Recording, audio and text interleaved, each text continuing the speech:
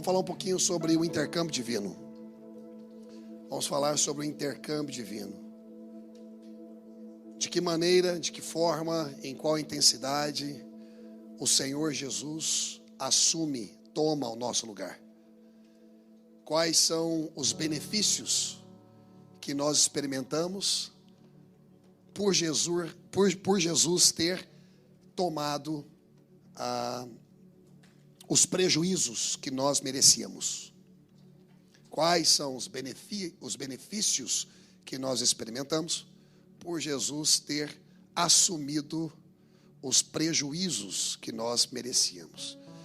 Hoje o nosso Power Study será bíblico, totalmente. Não que os outros não sejam, mas eu estou dizendo que nós vamos discorrer um pouco mais as escrituras, versículos bíblicos e as lições, para que você possa entender o que Jesus fez por você.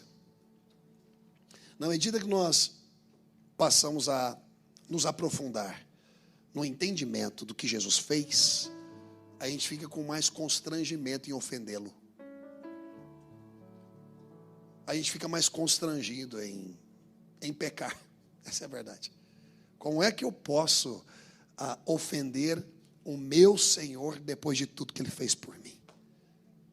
Como é que eu faço? É como um filho que se torna ingrato com o pai e com a mãe porque deixa de refletir na bondade do pai e da mãe. Trata o pai de qualquer maneira, trata a mãe de qualquer maneira, responde de qualquer forma. Por quê? Porque a reflexão saiu. É dizer que um filho e uma filha desrespeitam os seus pais porque deixam a reflexão de lado. Porque quem reflete, respeita. E quem respeita, honra. E demonstra caráter. Um amigo precioso que começa a desrespeitar um outro amigo é porque ele deixou de refletir no que aquele amigo representa para ele. Um marido que desrespeita a sua esposa é porque deixou de refletir na aliança e no que a esposa representa para ele. Não é verdade? Uma ovelha que está sendo cuidada por um pastor que foi ordenado por Cristo, o supremo pastor, para alimentar as ovelhas de Jesus, quando essa ovelha começa a desrespeitar o pastor, é porque deixou de refletir no que a Escritura diz, no que o princípio diz, ou naquilo que o pastor representa na vida dela. Um funcionário também é a mesma coisa. Ele se esquece dos dias que ele orava por um emprego, por uma oportunidade. E aí ele recebe da parte de Deus uma grande oportunidade. Ele se alegra tanto. Só que ele deixa de refletir, quando começa a desrespeitar, no sentimento do primeiro dia do trabalho. Aquele sentimento de conquista, do suprir, da provisão de Deus. Quando você se esquece da alegria, do cumprimento da promessa, você começa a desvalorizar a promessa que Deus cumpriu. Esse é o problema nosso. Já reparou quando você compra um carro novo, ou até mesmo usado, seja o que for, uma conquista, você quer lavar ele todo dia. E se alguém entrar no teu carro com a sola do sapato um pouquinho suja, você já fica de olho assim e tal. Ninguém pode comer dentro do seu carro, a verdade é essa. Isso dura mais ou menos 2 meses, 3 meses. Daqui a pouquinho, já começamos a liberar. Não é? A verdade é que assim que nós, da mesma forma que nós aplicamos isso a coisas, às vezes aplicamos a pessoas. Lembra do primeiro dia que você entrou nessa igreja? Tudo era lindo, tudo era bonito. Que louvor bonito. Olha a voz macia do Celinho. Como ele canta bonito. Bonitinho, né?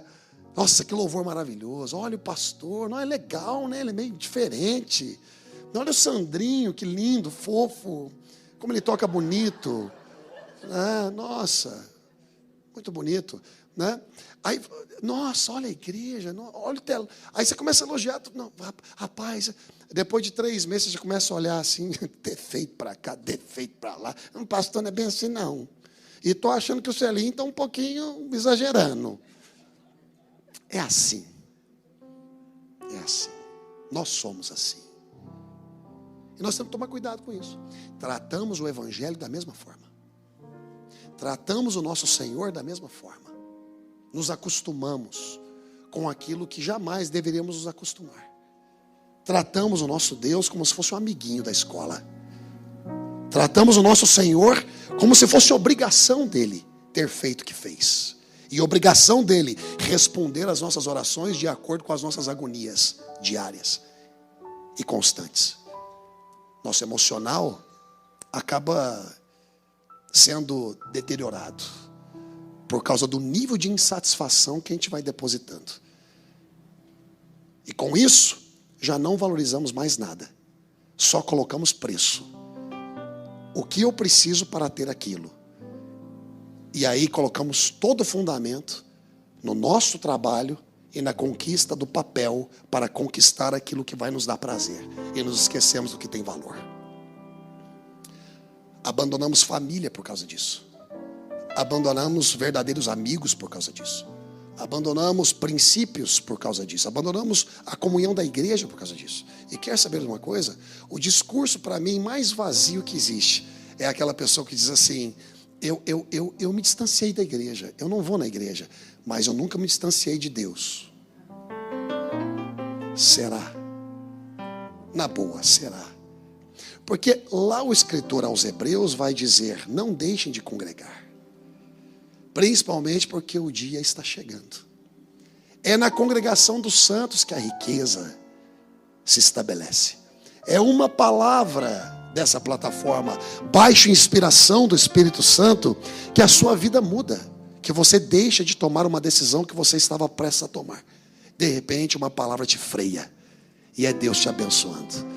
De repente o discernimento veio. Antes você não enxergava, você não ouvia direito, você não era sensível àquilo que estava acontecendo ao seu redor. Mas de repente você veio em um culto, você escutou uma palavra e provocou, startou em você, sabe o quê? Um discernimento, uma capacidade incrível, que nós chamamos de um dom do Espírito Santo, chamado discernimento de espíritos, plural.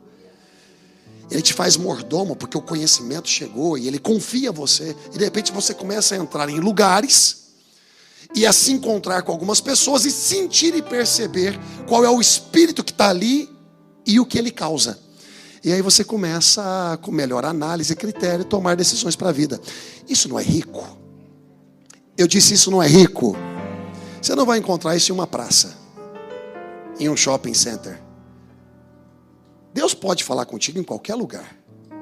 Nós não somos levianos em desconsiderar isso. Deus fala contigo na tua cozinha, Deus fala contigo no teu carro, Deus fala contigo indo para o trabalho, Deus fala no trabalho, Deus fala contigo no banheiro, no chuveiro. Deus fala muito comigo no chuveiro. Sabe que certa vez eu tive uma experiência, ela é pessoal, você não precisa acreditar, mas eu vou compartilhar. É minha experiência, ela é pessoal. E também não estou dizendo que ela é uma experiência padrão, que todos irão experimentar a mesma coisa que eu experimentei. Mas me permitem compartilhar, pode ser? Certa vez eu estava passando uma aflição tão profunda, tão grande, tão miserável, em um tempo de depressão. Fiquei 1 ano em depressão profunda. 1 ano, não estou mais lá. Isso foi em 2017. Quando eu começo a me lembrar, a recordar da agonia que eu sentia, a minha boca amarga. E hoje, curado, olhando para trás, eu percebo, meu Deus, como Satanás, e às vezes até nós mesmos, nos colocamos em situações que podem se enfreiar o propósito de Deus na nossa vida, trazer grandes prejuízos. Eu estava numa depressão miserável. E certa vez eu estava tomando banho, e Deus fala muito comigo no chuveiro. Eu acho que deve falar com vocês também. E vocês acreditam que eu tomando banho, bom te ver, viu? Não te vejo, bom te ver. E eu tomando banho assim, e de repente a textura da água, quando eu fechei os meus olhos, angustiado, onde não poderia mais definir o que era água ou lágrima, elas se misturavam. elas se misturavam. E de repente eu percebi que a textura da água mudou. E ela caía sobre a minha cabeça como óleo. Uma experiência pessoal minha. E eu abri os olhos para poder ver, e continuava sendo água, mas a textura dela era como de óleo paixão. Sabe aquele óleo paixão do Brasil? Sabe aquele óleo paixão? Como a do Mar Morto. Quem já esteve em Israel, no Mar Morto? Como no Mar Morto. Não é tipo o óleo paixão, grosso por causa do potássio, do bromo, né, do enxofre, do sal.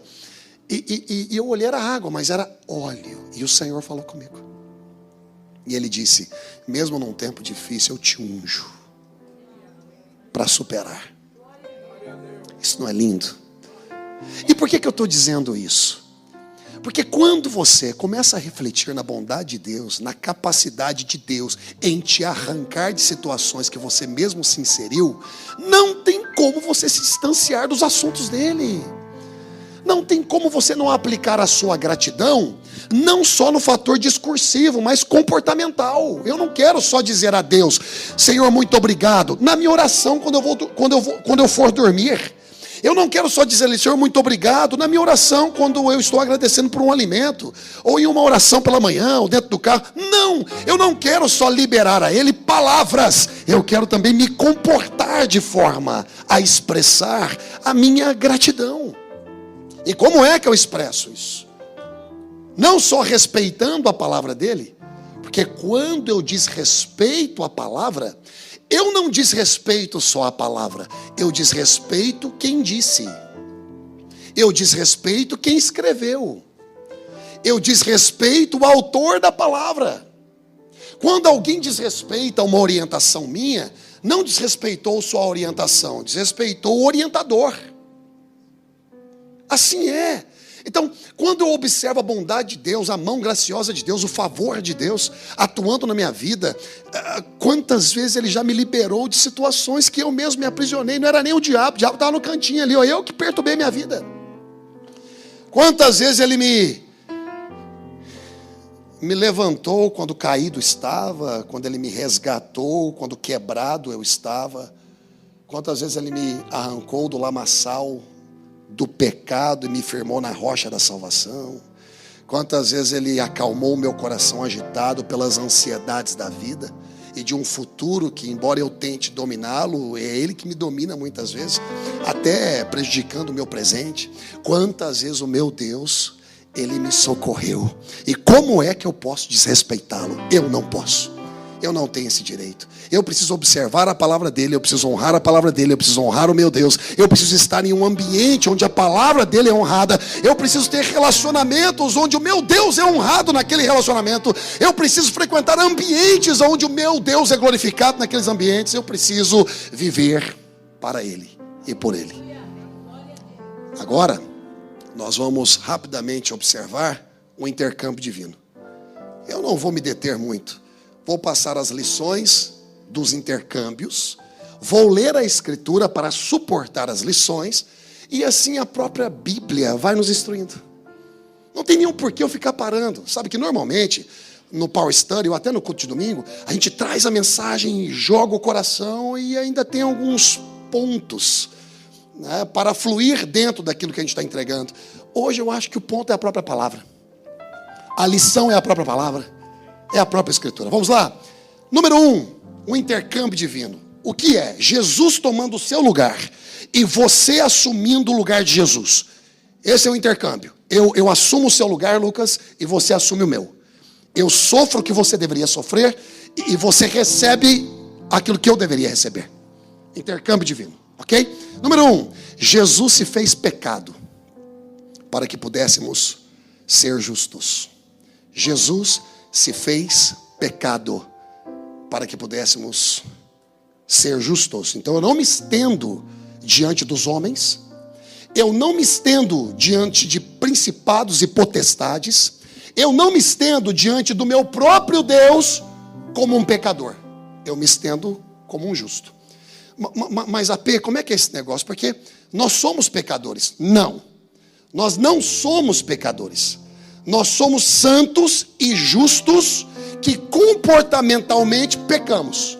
Mas por identidade não podemos mais sermos chamados de pecadores. Não podemos. Nós temos que fazer uma escolha a partir daquilo que Jesus fez. Ou eu sou pecador, ou eu sou santo. Ou eu sou justificado, ou eu sou pecador. Não tem como ser os dois. E estou tratando esse assunto agora por identidade. Não é por comportamento. Comportamento, sabemos que a nossa mente está sendo renovada de acordo com Romanos 12.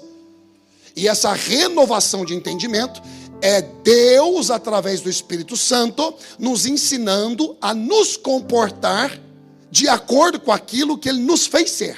Ou seja, através de Jesus, da graça de Jesus, eu sou santo, mas eu não sei me comportar como santo. Eu não sei. Então a renovação de mente vem e me ensina. Mas isso não muda a minha identidade. Se eu tenho a regeneração e o novo nascimento nele, logo a minha identidade não pode mais estar firmada em mim, mas nele. Então, se ele é santo, nós somos santos. Amém, queridos? Olha o texto. Aquele que não conheceu o pecado, ênfase, o fez pecado por nós. ênfase, o fez pecado por nós. Para quê? Para quê? Qual é o objetivo? Para que nele quem? Jesus, fôssemos feitos justiça de Deus. O que vocês acham? Jesus fez o trabalho completo ou não? Então, se ele fez o trabalho completo, você não pode mais assumir uma identidade que ele já exterminou. Você é a justiça de Deus. Mas às vezes eu erro. Mesmo errando, você é a justiça de Deus. E a justiça de Deus faz com que você não fique no chão. Observe o texto, que eu não vou apresentar aqui, mas é Bíblia. 7 vezes o pecador cai. E 7 vezes ele levanta. Amém, queridos? Não, amém, nunca para isso. 7 vezes o justo cai. Então é possível um justo cair. Mas sabe qual que é a determinância nesse versículo? A determinação é que embora ele caia, o justo não fica no chão. Cai, mas não ama o chão. 7 vezes o justo cai. Então quer dizer que tem uma licença para a gente poder cair até 7 vezes. Não. Eu estou dizendo para você que a Bíblia está dizendo que um justo não irá permanecer caído. Ele se levanta. Ele se levanta. Amém, queridos? Número 2, intercâmbio divino. Número 2, Jesus foi ferido para que pudéssemos ser curados. Coisa linda, né? Jesus foi ferido para que pudéssemos ser curados em todos os aspectos. É cura espiritual, é cura mental, é cura financeira, é cura social, é cura física, nos 5 aspectos da vida humana. Ele curou o nosso espírito nos regenerando, está curando a nossa alma nos renovando e já vai curar o nosso corpo na glorificação. Quando os nossos corpos forem todos transformados, glorificados ao encontro do Senhor nas nuvens. Até a morte ele vai terminar com ela. Glória a Deus. Olha a base bíblica. 1 de Pedro 2:24. Olha só. Levando ele mesmo em seu corpo os nossos pecados sobre o madeiro, para que mortos para os pecados, pudéssemos viver para a justiça. ênfase, e pelas suas feridas foste sarados. Foste sarados. É direito nosso, cura. Estou passando um tempo difícil no meu corpo, enfrentando enfermidades. Declare para o seu corpo, fale consigo mesmo e declare este versículo aqui, ó. Ele levou no corpo dele os meus pecados no madeiro, para que eu pudesse ser a justiça e pelas feridas dele eu pudesse ser sarado. Você assume a palavra. Você nunca declara a sua realidade, você declara a realidade bíblica. Você declara a palavra de Deus sobre a sua situação. Você precisa ser mais bíblico do que realista. Eu não quero saber da realidade, embora com responsabilidade eu a encare, mas eu quero ser bíblico dentro da realidade, porque a minha realidade, ela é a Bíblia, ela é o reino de Deus. Ou seja, eu não dependo de Washington DC, quem governa ou deixa de governar. Eu não dependo de Brasília, quem governa ou deixa de governar. Eu não dependo de Wall Street, ou do Banco do Brasil, ou da Caixa Econômica Federal. Eu dependo da economia do céu. Eu dependo da vontade de Deus. Será que eu posso ouvir amém? Eu dependo daquilo que o reino de Deus determina para a minha vida. O justo viverá. O justo viverá. Fé em Cristo, fé na obra dele. Então tudo aquilo que ele fez por mim, eu assumo e declaro. Eu assumo e declaro. Ok? Número 3, vamos lá. Intercâmbio divino. O que Jesus fez? É impossível eu perceber isso aqui tudo e mesmo assim sair por aquela porta e viver uma vida relativizada. Meus relacionamentos não glorificam a Deus, meus ambientes não glorificam a Deus, meu trabalho não glorifica a Deus, o meu vocabulário não glorifica a Deus, palavras torpes, a minha mentalidade não tem glorificado a Deus, penso cada coisa absurda, as minhas ações na minha casa não glorificam a Deus. É impossível, é impossível. 3, Jesus foi castigado. Quem merecia o castigo? Você e eu. Quem merecia ser ferido? Você e eu. Quem merecia absorver o pecado e pagar por ele? Você e eu. Nesse 3 aqui, fala sobre castigo. Ele assumiu o seu castigo. Jesus foi castigado para que pudéssemos ser perdoados. Perdoados. Olha o texto. Isaías 53, 4 a 5. Verdadeiramente, ele tomou sobre si as nossas enfermidades e as nossas dores, levou sobre si. E nós o reputamos por aflito, ferido de Deus e oprimido. ênfase, mais ele. Mais ele. Fala em inglês assim, ó, but God. Fala for the but God. Na sua situação você tem que colocar isso aí. Quando você estiver prestes a murmurar, quando você estiver prestes a liberar uma palavra que até uma palavra que diz respeito à sua realidade. Não é que você vai mentir, não é que você vai falar uma coisa que você está fora de senso. Não, é verdade mesmo. Você está vivendo aquilo, você está experimentando aquilo, está acontecendo aquilo. Mas ao invés de você dizer isso, você pode dizer assim, ó, minha realidade é, mas Deus. Vamos junto? Mas, agora vamos em inglês, but. Qualquer pessoa que venha falar na tua vida, agora tá difícil mesmo, hein? Não, você tem noção, vai quebrar tudo vai piorar, não sei o quê, vai vir uma nova pandemia, vai ter o quê. Rapaz, pode ser isso aí mesmo, mas Deus. Rapaz, a gasolina vai para $6 o galão, mas Deus vai fazer com que eu pare o meu carro lá no gas station e diga, fill it up. Aqui é a gente mesmo que abastece. New Jersey aqui tem que pedir pro cara. Assim, nós vamos ter condições de cumprir. Porque Deus, mais Deus. Meu corpo, mais Deus. But God. E está aqui, ó. Mas Ele foi ferido pelas nossas transgressões e moído pelas nossas iniquidades. O castigo, ênfase, que nos traz a paz, estava sobre Ele. E pelas suas pisaduras nós fomos sarados. Eu não preciso mais ser castigado. Sabe por quê? Sabe por quê que o próprio Deus não me castiga? Porque Ele está em paz comigo. E Ele não está em paz comigo pelo meu bom comportamento. Embora o meu bom comportamento glorifica ao meu Deus e declara a salvação que eu experimento. É declarativo. Mas Ele está em paz comigo não pela minha performance. Ele está em paz comigo por causa de Jesus. Ele olha para o lado e ele vê o filho. Ele olha para si mesmo e percebe a misericórdia dele se estendendo por causa do filho.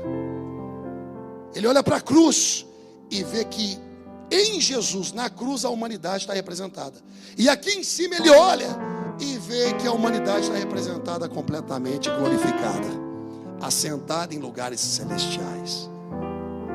Nós estamos em paz com Deus. Deus está me castigando. Amado, você está confundindo. Talvez você mesmo seja o seu algoz. Ou talvez você esteja debaixo de um sério ataque do inferno. Mas Deus não está te castigando. Ele está em paz contigo. Olha só Romanos 5:1 que diz, ó, na nova versão transformadora. Olha que lindo. Romanos 5:1. Para entendermos de uma vez por todas. Olha só.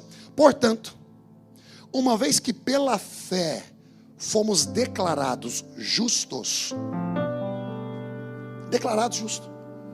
Fator declarativo do tribunal de Deus. Isso aqui é algo forense.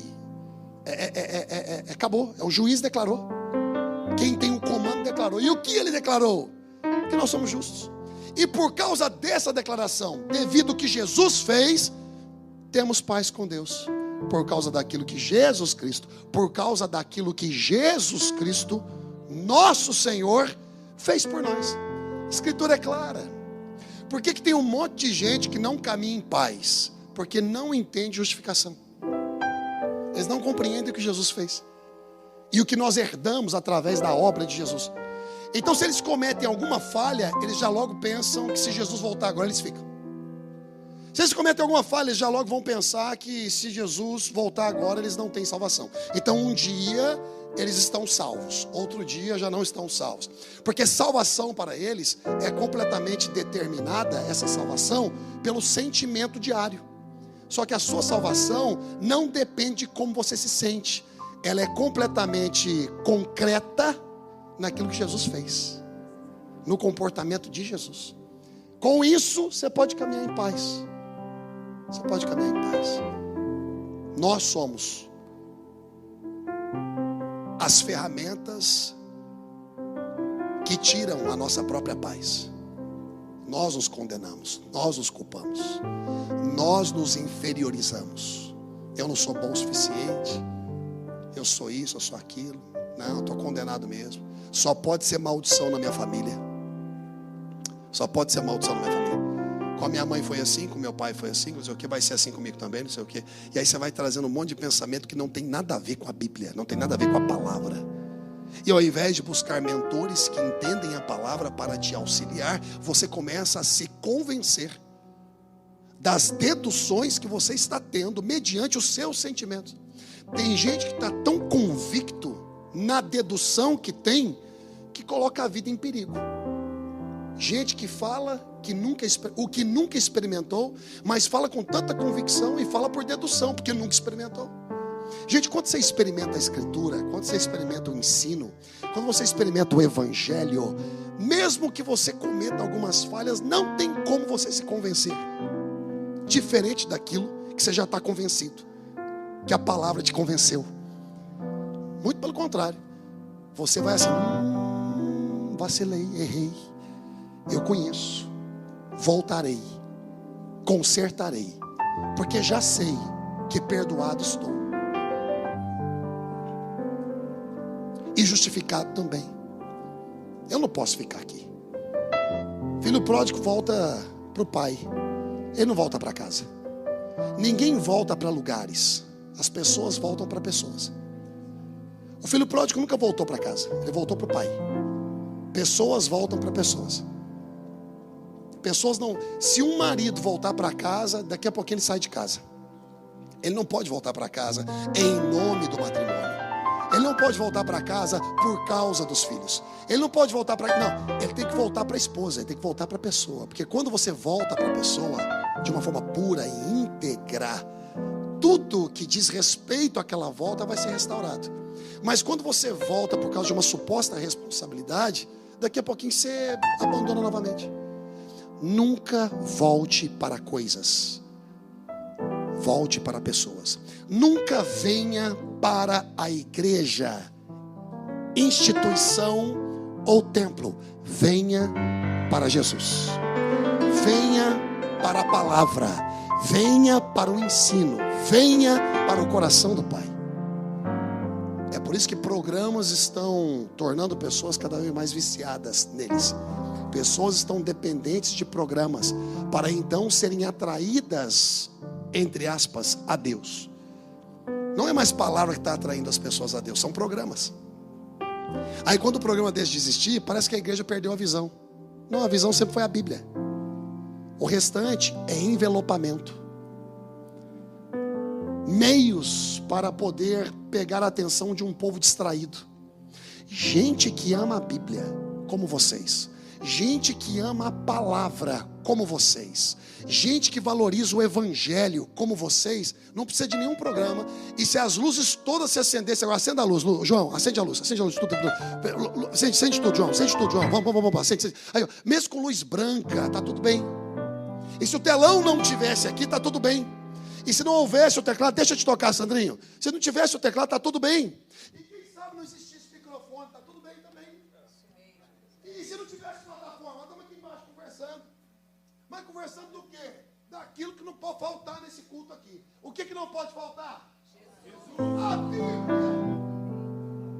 Se nós estamos falando de estrutura, a estrutura é a palavra. Eu sei que nesse momento o povo da live não escutou. Mas o que não pode faltar aqui é a Bíblia, é a palavra, é o ensino. O que tem que te cativar aqui não sou eu diretamente. É óbvio que as pessoas, elas se identificam com o carisma de alguém, com o jeito de alguém. Ai, eu gosto tanto do jeito dele. A gente tem esse negócio de gostar de jeitos. E com isso também, às vezes selecionamos. Somos cruéis.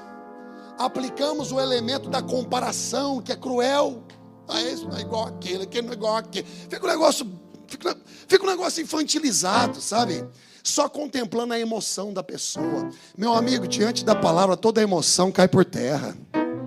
A palavra tem que ser o fator que te emociona. Quando você ouve um versículo como esse, quando você ouve a palavra como essa, aí você começa a chorar, cara. Você diz, meu Deus, eu não posso me distanciar dessa palavra.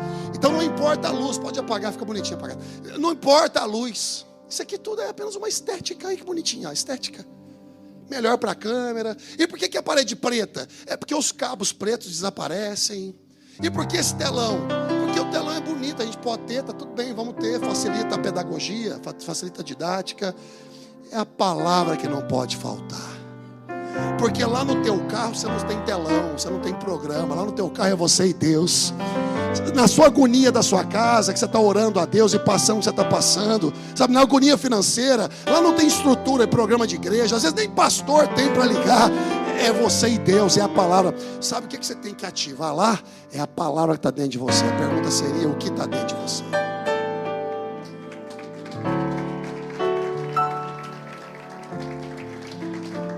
Quarto intercâmbio, vamos lá. Jesus padeceu a nossa morte. Jesus padeceu a nossa morte para que recebamos sua vida. Quem merecia morrer éramos nós. Quem merecia a cruz éramos nós. Éramos nós. Mas Ele tomou o nosso lugar. Ele padece a nossa morte. Para quê? Para que pudéssemos assumir a sua vida. Olha o texto, Romanos 6, 23. Romanos é a constituição doutrinária, a constituição bíblica do Evangelho. É a coluna vertebral. Olha o que diz: porque o salário do pecado é a... E quem é que pecou? Jesus ou eu? Jesus ou vocês? Jesus ou nós? Então quem tinha que pagar com esse salário aí é quem? Quem tinha que receber esse salário? Nós.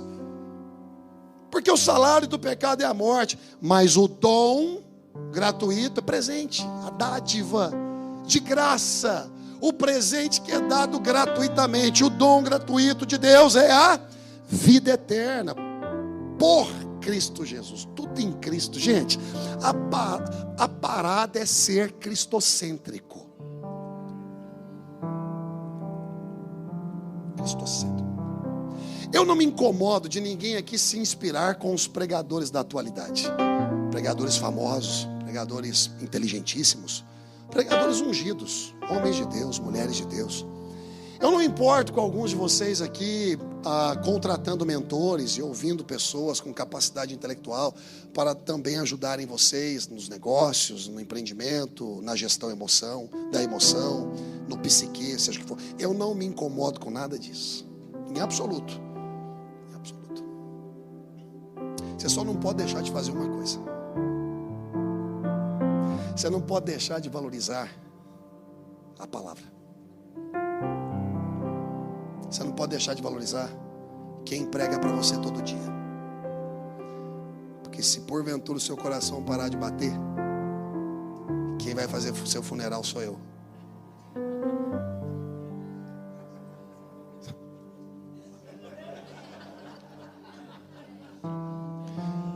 para aqueles que ainda valorizam, uma oração do pastor, quando se faz aniversário, tanto de filhos como jovens ou adultos, aqueles que ainda valorizam isso, quem vai orar por vocês são ministros da casa de vocês. Quem vai visitá-los no hospital é seu pastor ou ministros. Eu não sou contra nada, eu só sou contra quando a gente valoriza tantos de fora, compartilha tanta coisa dos de fora e se esquece de quem nos alimenta diariamente. E o que isso tem a ver com a mensagem? Nada, eu senti em falar. 5. Jesus tomou nossa pobreza. Eu acho que ali, né, tem que sempre verificar, João, revisar, tá? Mesmo que vá prontinho para você, revisa, porque pode com algumas falhas. Jesus tomou nossa pobreza para que recebamos de sua riqueza. Pobreza geral, miséria da alma, pobreza financeira. Tem gente que é pobre financeiramente. Eu falo isso com ousadia. E não tenho medo de ser mal interpretado. Tem gente que é pobre mesmo, pobre financeiramente, porque ainda não entendeu os princípios da palavra e aplicou com uma mente de reino. Falo com ousadia isso. Pelo amor de Deus, não seja leviano. Tem gente que nunca teve. Eu sei de onde eu saí. Quem aqui sabe de onde saiu? Levanta a mão. Eu sei de onde eu saí. Eu tive lá na África, na Angola, tanta pobreza que não tem como você descrever. Não tem linguagem no mundo para descrever. Mas lá mesmo na pobreza, eu passando assim, na vala, no esgoto, nos bairros, na área dos refugiados, porque Angola foi dividida em 2. Tem a área dos refugiados e tem a área dos angolanos que não fugiram quando a guerra estourou. Os que fugiram são chamados de refugiados, que falam um dialeto lingala. Mas os que não fugiram e encararam a guerra são os chamados angolanos puros. Mas todo mundo é angolano. E eu lá na área dos refugiados, eu fui pregar para não sei quantas igrejas, conferência de pastores. Eu tinha 23, 24 anos, né, mais ou menos. Rapaz, eu passava assim, eu olhava aquele povo, rapaz, uma pobreza. E de repente eu passando assim, mais uma pobreza. E um camarada grita, Angola Cuiabue, para que eu ouvisse. Porque sabiam que eu era americano. Eu entrei como um americano. E eu estava com mais 2 americanos. E ele começou a gritar, Angola Cuiabue. Meu Deus do céu, eu perguntei para um o que significa Angola Cuiabue? Ele falou assim, significa Angola é boa demais. E eu entendo essa questão do amor à pátria. Mas ao mesmo tempo, olha só o que ele estava chamando de bom. Que não entende. O evangelho tem que chegar nos lares, não só para salvar a alma, mas também para torná-los prósperos em todas as áreas. Eu não estou falando de níveis de riqueza. Não é isso que eu estou dizendo. Aí eu não sou leviano. Mas pelo menos para que eles sejam... O que é prosperidade? Prosperidade não diz respeito só ao material, ao papel, ao recurso econômico. Prosperidade é tudo. Saúde para o corpo, bem-estar para a família, prosperidade para o seu pocket, para o seu bolso também. A prosperidade é você ter um englobado de tudo que supre a sua necessidade. Não vai te faltar nada. Mas de repente a gente se acostuma com a pobreza da falta, porque só reclama, porque não ativa a palavra, porque só murmura, porque não ativa a palavra. Então o evangelho tem que chegar para liberar esse povo. Jesus tomou nossa pobreza. Pobreza de espírito, pobreza de condição, de perdidos, pobreza em todos os aspectos, para que pudéssemos assumir a sua riqueza. 2 Coríntios 8:9 diz assim, porque já sabeis a graça de nosso Senhor Jesus Cristo, que sendo rico, por amor de vós, se fez pobre. Onde é que ele se faz pobre? Quando ele se encarna. Já está aí, o primeiro ato da pobreza. O camarada estava na glória, num trono de glória, querubins, serafins. De repente ele pega e se encarna. Ele toma forma humana. Ou seja, o Criador toma forma de criatura. A água viva é batizada no Rio Jordão. a própria vida, se coloca em uma posição de morte. Isso tudo é empobrecer. O que é justo assume o pecado. Pobreza. Ao ponto de morrer, morte de cruz. Pobreza. Vergonha. Para que eu pudesse enriquecer. Como é que você não enriquece o seu intelectual? Como é que você não enriquece nas coisas que você se propõe a fazer? Como? É desejo de Deus. Senhor, se for da tua vontade, é vontade de Deus que você evolua, que você se desenvolva. Às vezes não é vontade sua acordar cedo para estudar. Não é vontade sua pegar um livro para ler. Não é vontade sua se capacitar e desenvolver potencialidades. Mas é vontade de Deus te ver próspero, abençoado, feliz. Mas eu passei por uma tragédia matrimonial. É vontade de Deus que você seja restaurado nas suas emoções. Mas eu passei por uma traição de amigos, eu passei por uma traição de sociedade. É vontade de Deus que você abra uma outra empresa, que você prospere. É vontade de Deus. Mas é vontade sua sair desse trauma, dessa pequenez de pensamento, sabe, dessa murmuração, dessa miséria constante comportamental. É vontade sua, porque vontade de Deus é, e a sua? Vontade de Deus, Sheila. Entendeu, filha? De Deus. Um minuto. Essa mulher aqui, ó, próspera, já teve muita condição econômica. Eu conheço a história dela, ela já me contou. Mas muita condição econômica. Essa mulher aqui nunca deixou de ser próspera até hoje.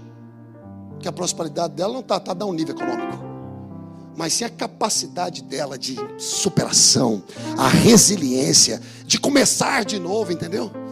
Os relacionamentos, essa é prosperidade. Palavra que sai da boca dela, quando teve o dia com a apóstola, que ela se assentou, a minha vida era essa. Mas sabe de uma coisa, estou de novo, estou retomando, estou no seu cara, blá, blá, blá. Eu vou dizer, amada, o que você está fazendo hoje? Eu estou trabalhando com transporte, carrego gente aqui, ali, evangelizo e tudo. Eu vou dizer, amada, deixa eu te fazer uma pergunta. O nosso financeiro me informou que tem uma mulher chamada Sheila e tal, que sempre está mandando oferta assim, durante o dia. Ela vai e manda $7, aí manda 10, aí manda 20, aí manda 30, aí manda 40, aí no outro dia a mesma coisa. Todo dia tem uma ofertinha assim. Que é isso? Não, sou eu. É você, sou eu. Sabe por quê? Porque quando fecha o meu dia, eu já pego do Senhor e deposito. Gente, você está entendendo? Ô Sheila, desculpa se eu estou. Amém, né? Já foi. A questão é essa aqui, ó. É uma mulher que já teve tanto e era fiel a Deus, que ela não se incomoda hoje em não ter tanto como ela tinha e continuar fiel, porque é o princípio. Princípio não tem nada a ver com quantidade, tem a ver com princípio. Sabe por que muitas vezes a gente não experimenta o romper de Deus nessa área? Porque você não rompe nela. Deus está prontinho. Ai, meu filho. E a gente que quer muito, mas as mãos negam a cumprir princípios. 6. Precisa acelerar. Jesus levou nossa vergonha para que pudéssemos receber a sua glória. De sua glória. Jesus levou a nossa vergonha para que pudéssemos receber de sua glória. Hebreus 2:10. Porque convinha que aquele para quem são todas as coisas e mediante quem tudo existe, trazendo muitos filhos à glória, consagrasse, olha só, pelas aflições, o príncipe da salvação deles. Olha Hebreus 12:2. Mantenhamos o olhar firme em quem? Em Jesus. Em quem? No Apeléu, na igreja, na instituição. Não, em Jesus. Vocês vão me ajudar muito se vocês mantiverem os olhos em Jesus. Vocês vão acelerar o processo de crescimento dessa igreja quando vocês mantiverem os seus olhos em Jesus. Vocês vão prosperar o matrimônio de vocês quando vocês tirarem os olhos primeiramente do marido ou da mulher e olhar para Jesus. Enquanto Leia olhava para o marido querendo o favor dele, de Jacó, nada dava certo. Mas quando nasce Judá, ela fala, dessa vez eu vou glorificar o meu Deus. E de Judá vem Jesus, salvação para a humanidade. Jesus. Para de olhar o problema e glorifique a solução. É Jesus. É Jesus. Jesus. Fala Jesus. Mas fala mais alto. Fala Jesus. Nesse nome há poder. Eu disse que nesse nome há poder. Visualize agora, vai, visualize, feche seus olhos. Visualize alguma área da sua vida que você precisa de uma transformação, de uma resposta de Deus, de um escape nesse momento. Você está orando tanto por isso. Visualize agora em nome de Jesus e declare: Jesus. Jesus. É Jesus para quem é criança, é Jesus para quem é adolescente, é Jesus para quem é jovem, é Jesus para quem é adulto, é Jesus para quem está quase abraçando Jesus, é Jesus. Jesus, Jesus, Jesus, Jesus, Jesus. Até porque existem momentos na vida que a gente não tem nem palavra para orar. Não tem palavras, não se encontram palavras para expressar. Então só fala o nome dele. Me permita compartilhar isso contigo, te aconselhar nisso. Eu não tenho nem palavras, Senhor. Eu estou aqui sentado, sei que quero orar, eu preciso orar, mas eu não tenho. Mas sabe o que eu vou fazer então? Eu vou declarar teu nome. Yud Rei, Yud Shin Vav Ain. O nome dele, Yud Shin Vav Ain. Yeshua, Yud Shin Vav Ain. Aquele que faz e cria, aquele que destrói e consome, aquele que quer que você experimente dele. Isso é o que significa o nome dele. Nós já ensinamos isso aqui antes. Por causa da alegria que eu esperava, ele suportou a cruz, sem se importar com a vergonha. Agora, ele está sentado no lugar de honra. Agora, ele está assentado no lugar de honra. Onde? À direita do trono de Deus. Ele está sentado em um lugar de honra. Onde? À direita do trono de Deus. E quem está sentado com ele? Eu e você. Quando Deus olha para Jesus na cruz, ele vê você sendo justificado. Quando ele olha para Jesus no trono, do lado do trono, ali ele vê você completamente glorificado. Ele sofreu a nossa vergonha para que pudéssemos receber de sua glória. 7, terminando. Jesus foi rejeitado para que fôssemos aceitos para sempre. Jesus foi rejeitado para que fôssemos aceitos para sempre. Para sempre. Mateus 27, 46, 47, ao meio-dia, desceu sobre toda a terra uma escuridão que durou 3 horas. Por volta das 3 da tarde, Jesus clamou em alta voz: Eli, Eli, lama sabachthani. Que quer dizer: meu Deus, por que me abandonaste? Ele sofreu a ausência do Pai para que você nunca mais absorvesse a distância de Deus.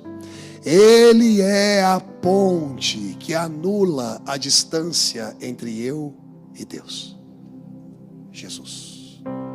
8. Jesus se fez maldição em nosso lugar, para que experimentássemos de sua bênção permanente e irreversível. O amaldiçoado agora ficou abençoado, porque quem era abençoado assumiu a nossa maldição. Não existe maldição para aqueles que passaram pela cruz do Calvário. Não existe maldição hereditária para quem nasceu de novo. Não existe. A sua linhagem genética não determina a sua condição de vida a partir da sua linhagem espiritual. Jesus Cristo. Jesus Cristo. Mas Cristo nos resgatou da maldição pronunciada pela lei, tomando sobre si a maldição por nossas ofensas, pois as Escrituras dizem: maldito todo aquele que é pendurado no madeiro. Por meio de Cristo Jesus, os gentios foram abençoados com a mesma bênção de Abraão, para que recebêssemos pela fé o Espírito prometido. E para terminar, eu vou acelerar só numa questão de listagem. Ele nos libertou da humilhação. precisa mais se sentir humilhado. Ele nos libertou da esterilidade. Eu não sou estéril. Se não produzir de um lado, vou produzir de outro. A bênção de Deus está na minha vida. O favor do Altíssimo repousa sobre mim. Quem pode fazer isso? O favor do Altíssimo. Vamos. Quem pode fazer isso? O favor do Altíssimo. Ele me libertou da esterilidade. Me convocou para a produção, para a multiplicação. Ele me libertou da enfermidade mental e física. Coloca a mão na sua cabeça, vai. Vamos, porque muitos problemas que enfrentamos é por causa da forma que pensamos. Muitos problemas que enfrentamos é por causa da forma que pensamos. Coloca a mão na tua cabeça e fala: em nome de Jesus, todo pensamento contrário à palavra de Deus, eu aniquilo agora em nome de Jesus, porque Ele me libertou de toda enfermidade mental e física. Meu corpo, eu declaro, se alinha a palavra de Deus, no que diz em Isaías 53, que pelas suas pisaduras nós fomos sarados.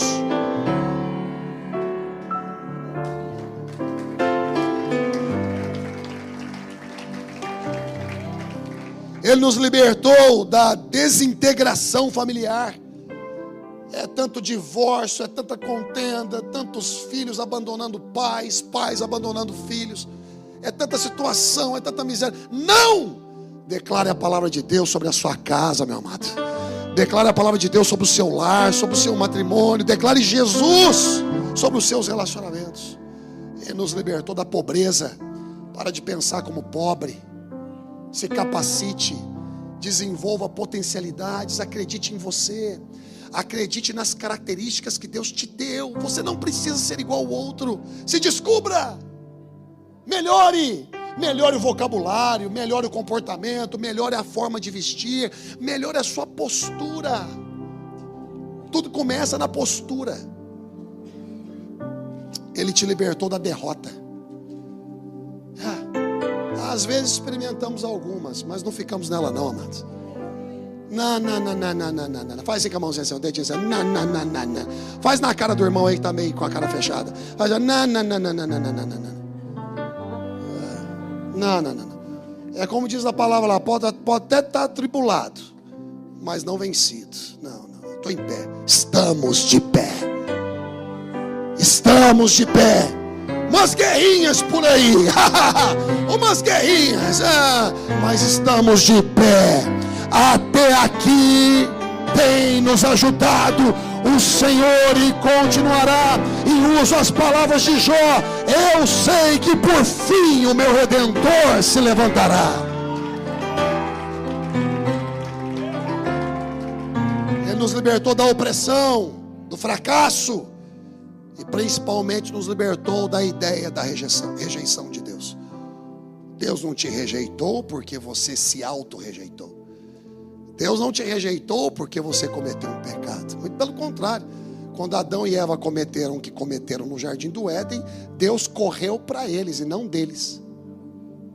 Sempre quando você cometer uma falha, corra para Deus e não de Deus.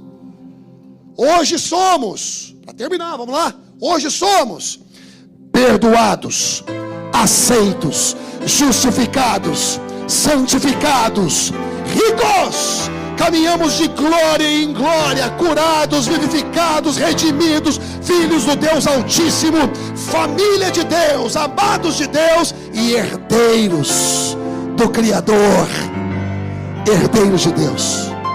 Quem somos? É quem somos. Nos coloque em pé.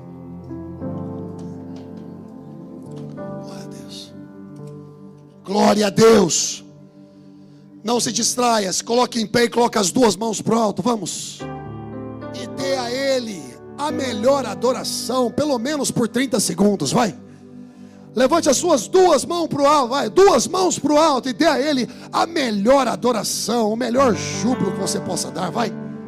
Libere a Ele palavras de amor, de gratidão. Reflita na boa mão de Deus. Reflita em seu favor, reflita nesse intercâmbio maravilhoso. Será que você consegue levantar mãos limpas ao alto, coração puro diante de Jeová, e declarar que Ele é bom, que Ele é justo, que Ele é amor, que Ele é paz? Vamos, uma igreja calada não passa medo no diabo. Uma igreja embutida no vibracal não toca no coração de ninguém. Aprenda a soltar a sua voz, porque todas as coisas foram criadas a partir do poder criativo de uma palavra liberada. E Deus disse: haja luz, e houve luz. E o que você declara, Deus sempre está disposto a declarar, e vem declarando. E por isso Ele é o verbo que declara. E você, o que você declara, o que sai da sua boca, será que você consegue me dar pelo menos 10 segundos declarando com mãos ao alto? Vai!